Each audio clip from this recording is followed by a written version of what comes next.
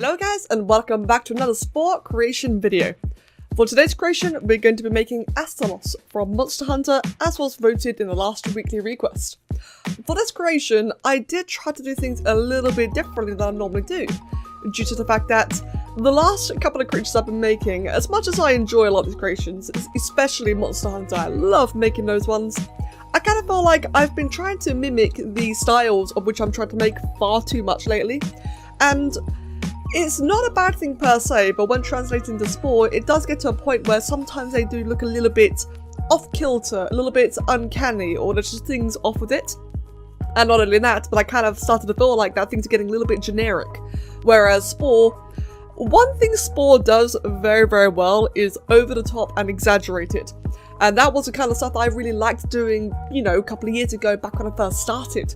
And so I decided for Astalos, I was going to try and get back to those old roots and try and make something still that is Astalos, but a little bit more me, I guess you could say. A little bit more exaggerated, a little bit more, you know, over the top, and really hoping that while it will still indeed, you know, encompass all the core features of Astalos, still be the same colour scheme, same wings, same spike layout, all that kind of stuff, I was hoping that overall it would just look like Astalos, but more sporified. You know, if that makes any sense. And the first way to do that was to begin with a big and dramatic pose. I did originally, this is my second attempt here, I did originally try and make Astalos with the more traditional pose as is often seen within Monster Hunter, kind of like my Rathalos creation, where it's very hunched over, the wings are kind of, you know, spread out to the sides. And that was what I originally tried here, but again, it just started to feel really generic very early on, very hunched over, not really that exciting or appealing to look at. So I went ahead and looked at a couple more references of Astalos, seeing that in some of them, you know, it does stand back on its hind legs, wings flared open, looking very, very dramatic. And I decided that's what I was going to try and accomplish here. And personally, I think it's a lot better. It's just more eye-catching, and that's the kind of thing that I'm trying to aim for here. Something more eye-catching, more appealing, that way you're drawn to look at certain features, and then you begin to appreciate all the little individual details and such, as opposed to previously very hunched over, anatomically correct creations, or those that are more true to the original concept, but then you just kind of lose a lot because it's very, very noisy, very, you know, crowded. So again, try to go for the more spread out feature here, and like immediately I just adored all the spikes layout, especially on the wings, even though they do float.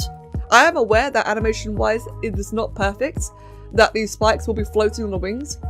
Personally, I'm actually quite okay with that, I'm hoping it's not too off-putting, but I actually really like the general layout itself. When it came to the head, I am very well aware that Astalos does have a rather beak-like kind of face or mouth. And I used a pre-made Tyrannosaurus head part because another thing that's been on my mind a lot lately is a lot of you want to see more animation. You want to see less custom-made heads, less static heads that don't animate, you know, all that kind of stuff. You actually want to see things that can move their mouths, it gives them more life. And so I tried to use the Tyrannosaurus heads and build more on top of it, so that way it was still narrow.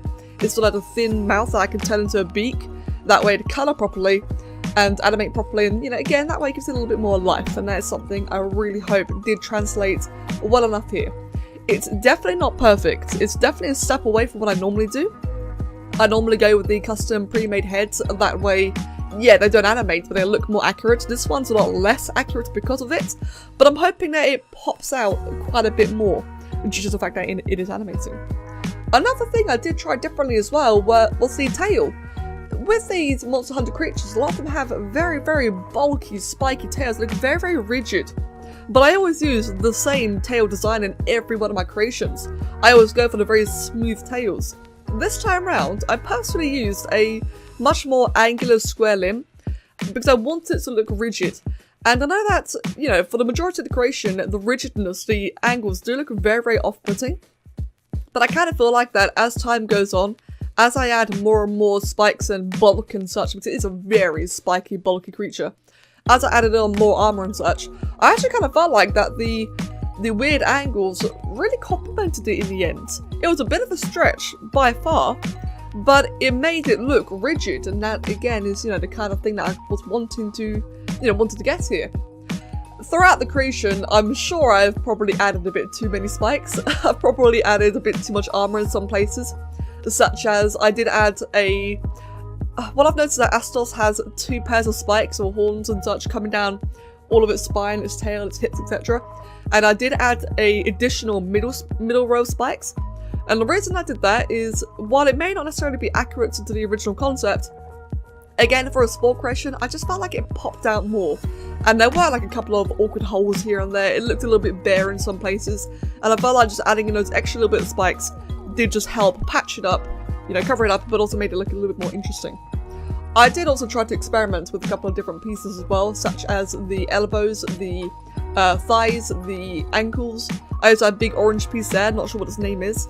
And I felt like those were just very nice little subtle pieces of armor that, again, just gave it all that armored, rigid appearance.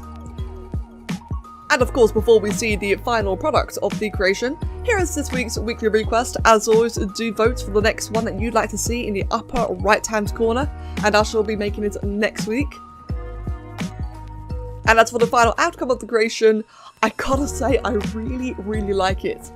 It is noticeably not as accurate, but I actually prefer this a lot more than a lot of my previous creations recently. As I said, where I try to mimic things perfectly, they just look quite dull. In this case, it's just more flashy, and I really like it. It's a good change of pace. The colours, I'm a little bit torn with. The colours are accurate, but texture-wise, they're quite a bit different. I decided to try and give it a base colour of brown, because I did see in the Astalos concept art and screenshots that it did have a lot of brown tones. Normally what I do is I give it a black base, brown details, and then the green underbelly. This time I switched it around to give it a brown base with a great big block black texture slapped on top of it, and it would cover the majority of it.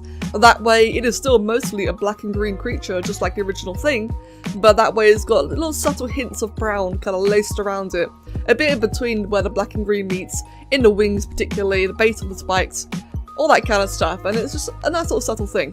The downside is that there's not really many patterns on it, but I'm actually quite okay with that because, again, I'm trying to do things a little bit differently here, and with the sheer amount of spikes and armor and such, I think that having more patterns would probably overload it just a bit too much.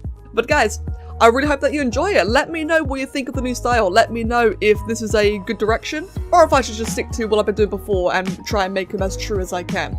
As always, thank you very much for watching, vote for the next one, and I'll see you all next time. Cheers.